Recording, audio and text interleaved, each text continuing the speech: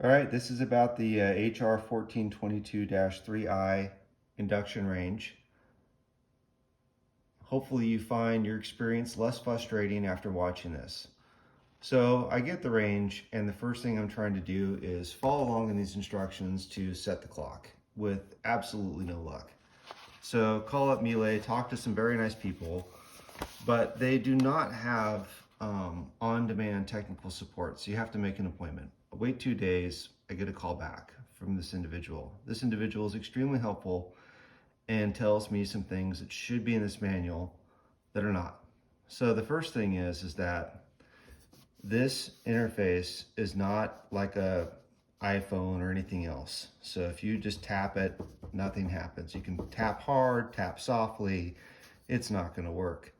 There are light sensors behind all of these, and the way it functions is you have to basically block off the light sensor. So the suggestion was to almost think of it like a fingerprint reader, push and hold.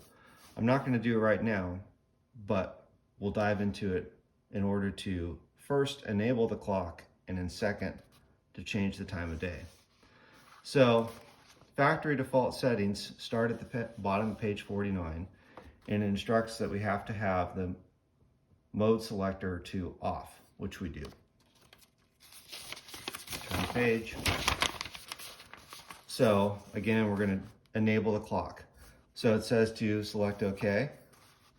Select OK. So we're going to select OK. And we don't have to follow this part. We don't have to move it, the caret, but we're going to ensure that the caret is underneath this thing that looks like 3 oven racks. We're going to hit OK. And then now it's saying P1, which P1 is the first user configurable setting that's on this chart. And that is the time of day display. So we do want to change P1. So we're going to hit OK again. The default is 50, which is the clock deactivated. We're going to change it to 51 by just hitting the arrow and then hitting OK. So now P1 is set to 51. The clock will be on when it times out and backs out of the display. The other thing that I had to do was that the time of day format, it's supposed to be default 12 hours, but in my case, it was default. Oops, now we're gonna go back, we're gonna hit OK. Go P2, P3, P4. So mine was a 24-hour clock, and I wanted it to be a 12-hour clock. So we're gonna hit OK. So mine's now a 12-hour, but if you find it in a 24-hour, you can just switch it to a 12-hour, then hit OK.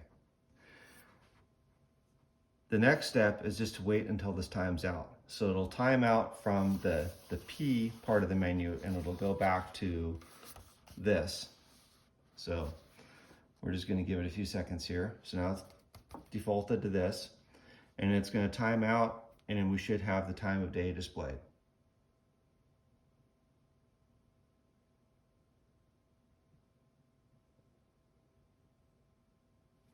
There we go. So now to set the clock, we would just follow along with the instructions that are right here. So again, mode selector is off. We're going to hit OK. Kind of had to push and hold. Now we're going to move it over to the clock. So we do that. We confirm with OK. And now you can raise or lower the time, and then confirm with OK. The time of date is now saved. And then again, we just have to wait for it to time out to back out of this. So that's it. Enjoy.